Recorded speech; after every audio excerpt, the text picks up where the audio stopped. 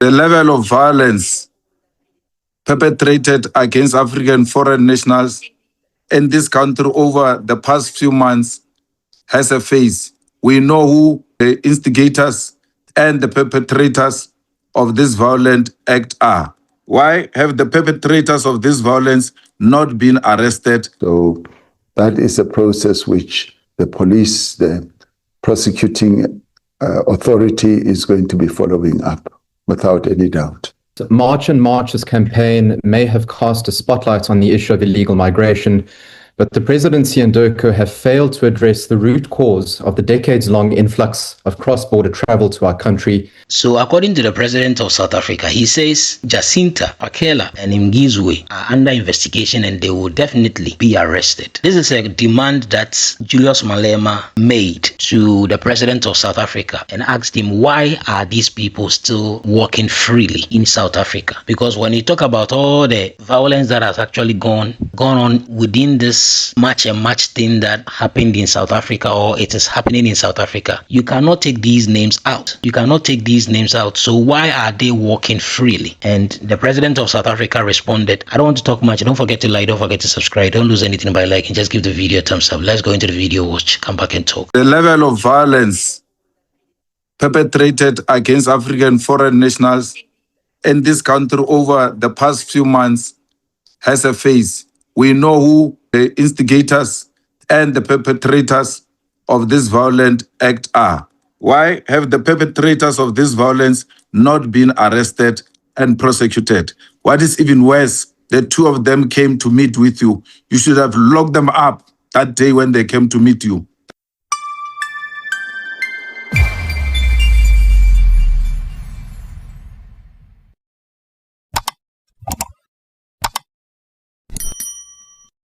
Thank you very much, Speaker and Mr. President. The level of violence perpetrated against African foreign nationals in this country over the past few months has a face. We know who the instigators and the perpetrators of this violent act are. In certain instances, we have seen perpetrators unleashing their violence against African immigrants in the presence of the police, and yet no one of these perpetrators and instigators is arrested. This gives an impression that this violence is in fact a state-sanctioned violence against African nationals. This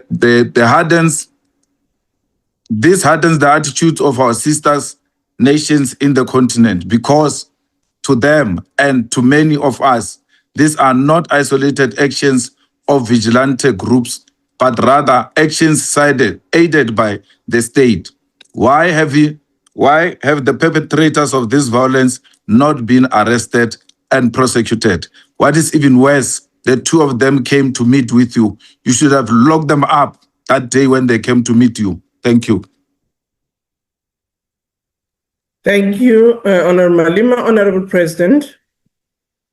Thank you, Honorable Speaker. Thank you for that question, Honorable MALEMA. The issue of the instigators of this violent actions that have been taken against people from other countries is a matter that is being processed. The police have informed us, and all security apparatus have informed us that they are following all that up. They are getting all the reports and evidence. A number of other people have been arrested. And of course, those others who were seen to be leading these processes are also people who are of interest, of direct interest to the police. And that is a process that is going to be followed up. We are obviously concerned about the actions that have been taken against many Africans in our country. And we have made it clear that those who violate the law, those who transgress the various precepts of our laws, need to be dealt with.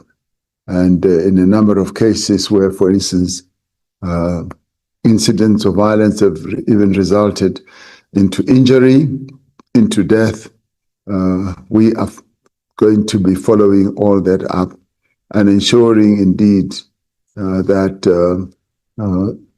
those who have perpetrated those acts are followed up, and there will be arrests, and there will be charges that will be preferred against those who have done so. So that is a process which the police, the prosecuting authority, is going to be following up without any doubt. Thank you, Honorable Speaker. Thank you very much, Speaker and President. Mr. President, there is no doubt that this has caused so much damage to South Africa's relations with our sister African nation who view this as a state-aided violence.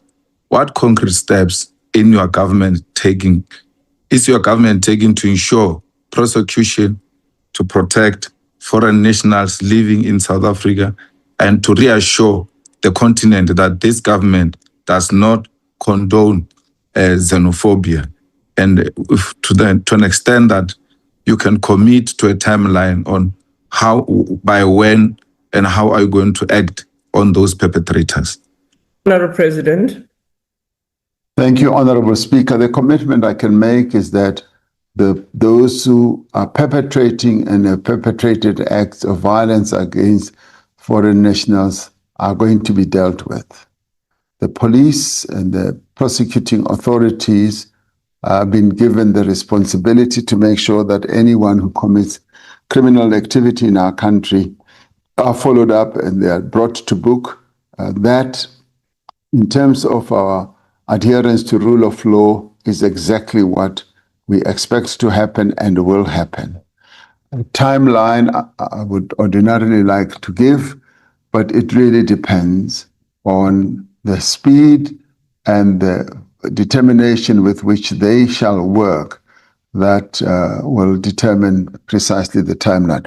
This is a very sensitive matter, and our neighbors and our fellow African heads of state and government, and indeed their citizens, are looking at South Africa, how we manage this process.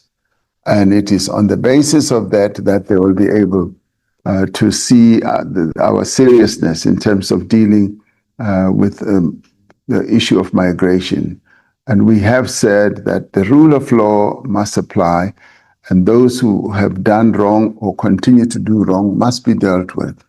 And that is what we have said to them, and a number of them have said, we understand, complex as this issue might be.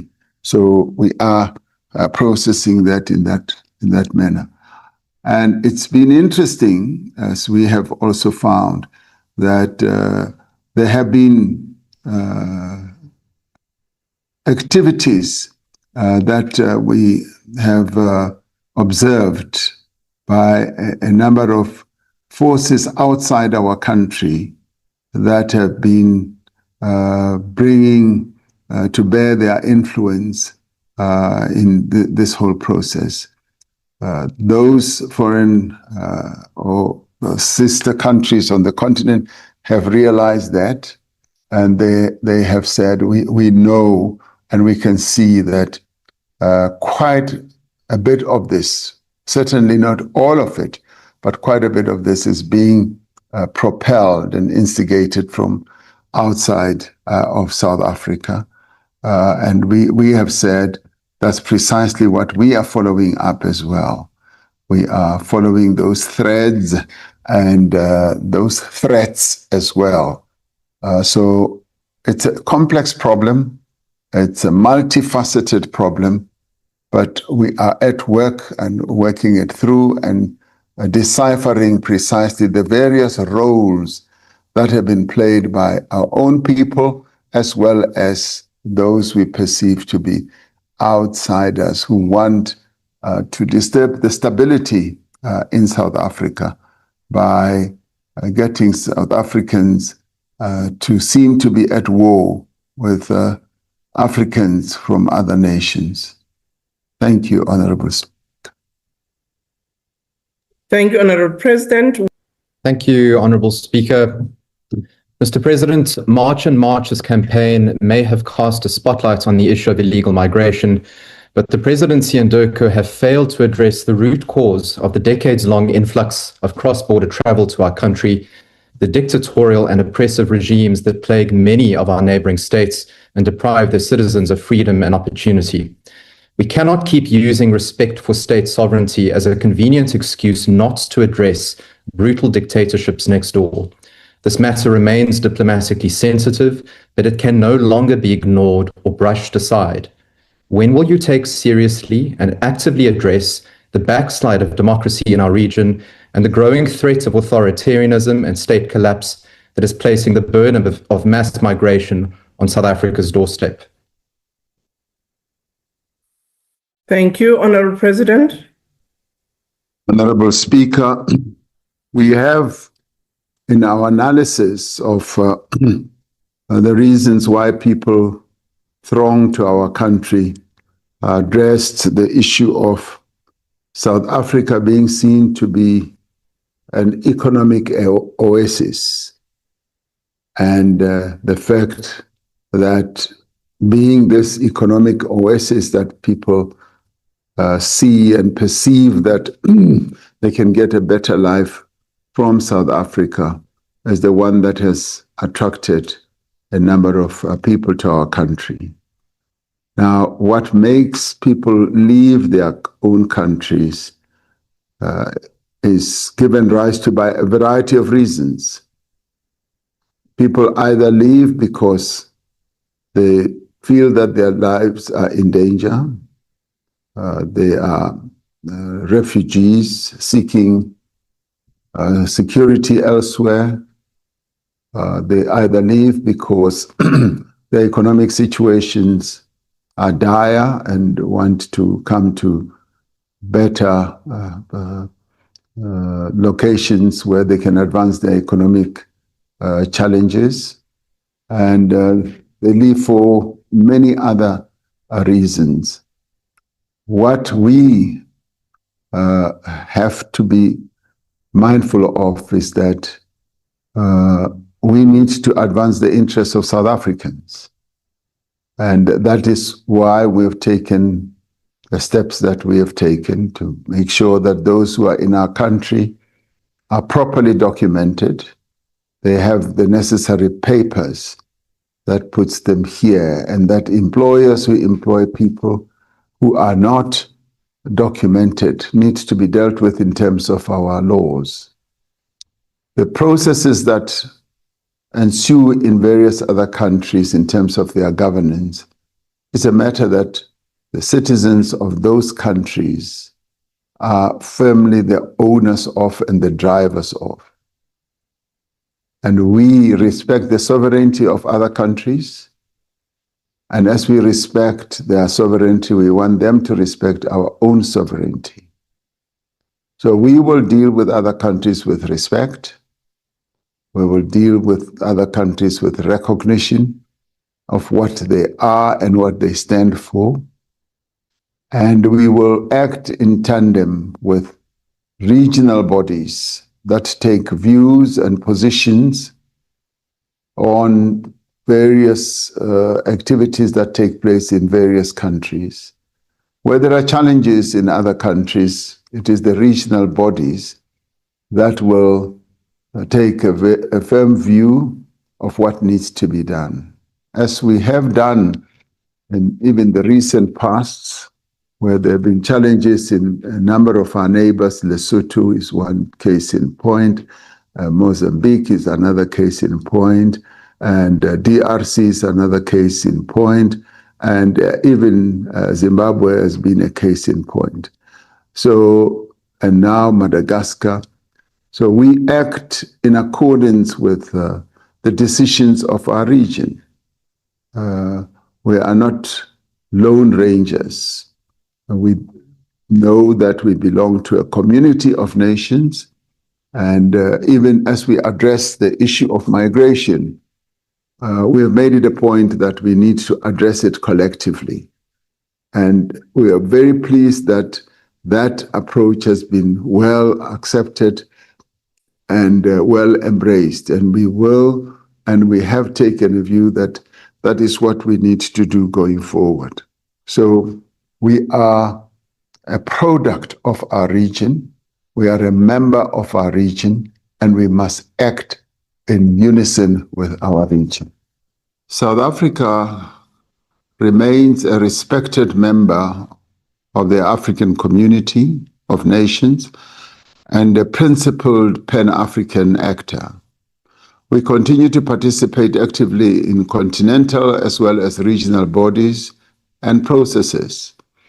While some African countries have raised concerns about the anti-migrant actions by some groups in our country, as a government, we have firmly and publicly rejected xenophobia, Afrophobia, vigilantism, and all forms of discrimination against people from other countries.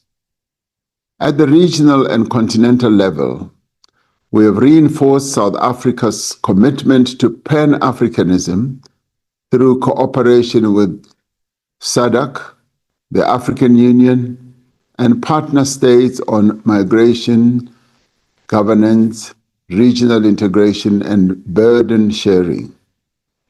We've had direct engagements with a number of heads of state and government to explain our position and our approach. Last week, at the 46th Ordinary SADC Summit that we hosted in eThekwini, we took the opportunity to brief the leaders of the region on the situation in the country. And this we did without being asked either to account or to explain. We took it upon ourselves to put the matter on the agenda. And I also addressed it in my inputs, and we explained precisely what the situation had been in our country. In its communique, the summit called for a coordinated and multi-dimensional dialogue at the regional level to address the underlying drivers of migration and develop comprehensive, sustainable, and effective responses. Now, through our comprehensive approach to managing migration, we have emphasized that migration challenges must be addressed through the rule of law, respect for human dignity, and the strengthening of state institutions, not through unlawful actions targeting foreign nationals. An important part of this approach is the reform and modernization of South Africa's migration governance framework. And this includes strengthening border management, addressing corruption within the immigration system, improving legal migration pathways, and implementing the white paper on citizenship, migration, and refugee protection. Now, these measures are intended to enhance public confidence in the state's ability to manage migration effectively while upholding South Africa's constitutional and international obligations. Our country continues to advocate for collective African solutions to the drivers of migration, while engaging diplomatically to address concerns about developments in the country. Our Minister of Foreign Affairs, of International Relations and International Cooperation has traveled to a number of countries as my envoy to meet a number of states and heads of government. And at times it has been quite challenging to synchronize the diaries of all the heads of states. He was well received in Ghana. He was well received in other countries. We've had discussions even at my level with various heads of states who have articulated their deep understanding for what has been happening here. And they have wished us well, and they have said that they are willing and able to support South Africa as it deals with this difficult problem. And they have also characterized it as a complex problem, meaning that there is deep understanding of the challenges we're going through. While other people might have thought that we are being snubbed and we are being isolated, actually the contrary has been the case.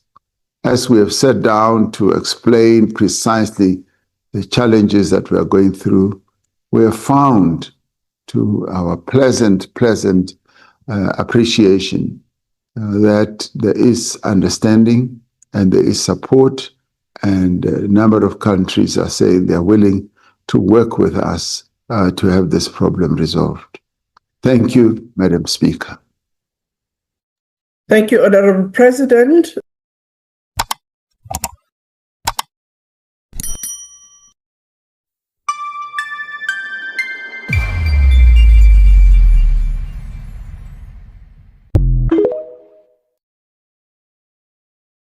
You see, I've watched a couple of videos that JACINTA herself, she's trying to dissociate herself from some of these violence that has actually happened in South Africa, especially during this March and 30th of June thing. Trying to say that her group is not the only group. There are other groups too that were doing this. So it could be that the people that were being violent are from different groups. But for her group, being March and March, they have not instigated any violence and they have marched peacefully and all that. But listen, sometimes it is the way you speak. I have shared a video on here where JACINTA was seen openly saying that any Nigerian that will be seen selling powder, that Nigerian should be what? That Nigerian should be made to eat that powder himself or herself. So as a leader, if you publicly say stuff like this, what are you insinuating? You understand? You are definitely inciting people to do something, and you don't even know how these people are going to go about it. Probably they will not just ask that Nigerian to just eat the thing, but they are probably going to be beating up the person, or even probably